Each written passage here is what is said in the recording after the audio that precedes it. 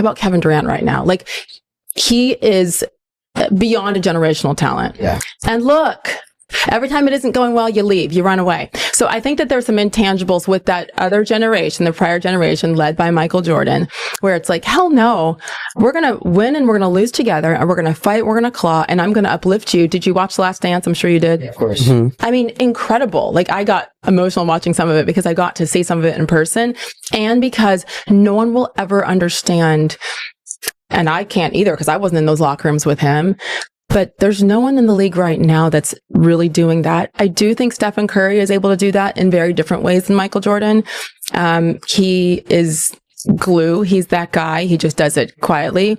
But look at the hatred that came Michael's way. And I don't blame them. I mean, it's almost like having a really annoying, heavy-handed, strict parent. That's what Michael was, because he's like, I am not wasting my time if you all are not in this with me. And if you're not, get the hell out. So who does that these days? Give me an athlete in the NBA that really does that right now. In the NFL, Tom Brady did that. Peyton Manning did that. In terms of being loyal to their team and well, loyalty for sure. And I know it's a different league, right? So again, can you even compare? Because look at free agency and look at the money.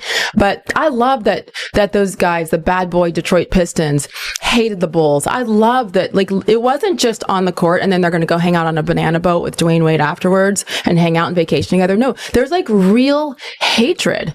And I love that. So those playoff series, I mean, I witnessed Knicks Pacers Eastern Conference Finals in, what year was that?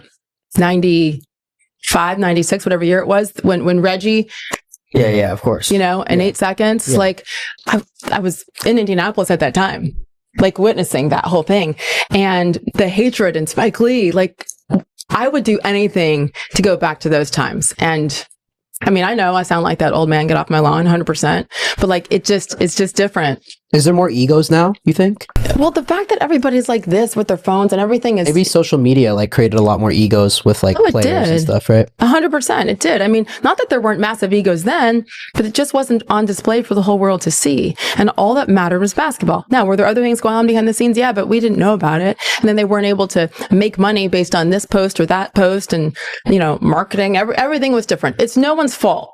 Like, we can't fault today's players for it because it is a different generation, just like our kids who have the phones, and it's a different generation. But at the end of the day, that's why I think it's so hard to compare. And because I saw it, I would 100 times out of 100 want to be watching that basketball, want to be on those teams, want to be broadcasting about those teams, not these guys where the next time something goes wrong or you don't like your coach, then you bitch about it and you get him fired or you ask for a trade. Like, it's so annoying. How many teams has Kevin Durant been on now? Okay, Seattle, a lot Oklahoma of KD City, shade. I know. Golden KD, State, that's my boy. Brooklyn, So KD's the man. Houston. And by the way, Phoenix too. hi.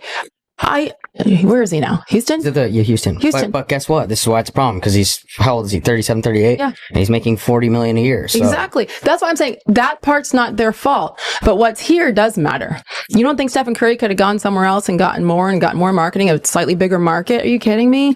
Absolutely. There's something that you can't teach that some of those players have. Very few have it today. And I don't think it's necessarily their fault. But back then it was different. It was different. And I hate it when they run away like a little, I know my mom will watch this. When they run away like a little bitch, I have nothing for them. I want to say that about KD Study. But that's your boy.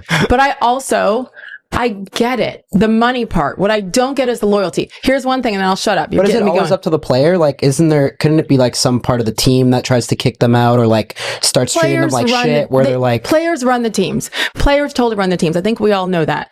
Also, what people don't talk about is in Golden State, when he wanted to leave Oklahoma City, he and Russell Westbrook weren't getting along, right? So... And they lost to the Warriors in the playoffs. Remember all the crap he got for then? Yeah, they're up 3-1. For then, wasn't that the kicking games and all that? But yeah. And then to go to the team that just beat you, remember he got a bunch of crap for that. In order to go there, what had to happen? You had Draymond Green, Stephen Curry, Klay Thompson. They were already a big three. They had already won a title. They were great, but they knew they needed a little bit more. So what did those three massive global superstars do? They stepped back. They got on a plane. They went to the Hamptons. They met with KD, and they took a step back themselves to allow this guy, because he's a generational talent, one of the all-time greats, obviously, to feel welcome to come in. They stepped back their egos, and they went and got him, and they brought him in. And what'd they do? They won. And KD was a massive difference maker. And then I don't know what happened behind the scenes, but all of a sudden, and he wants out. Like, well, you talk about a dynasty that could easily have rivaled anyone in history if KD stays.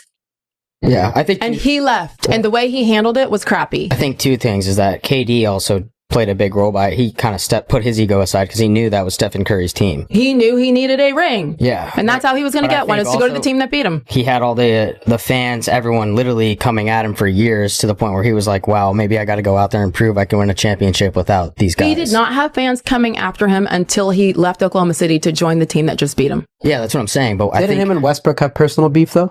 They weren't meshing on the court. Yeah, they were making it to the Western Conference Finals, and they were making it deep. But Russell they weren't. was tough. Russell's a tough teammate. Yeah, and I mean, I don't think what KD did wasn't I don't think it was that bad. I get it in the moment; it was crazy, but 2-time Finals MVP. I mean, he's won 2 NBA I didn't mind that he champions. did it. I think what was sad was that he took it so personally when the fans came after him.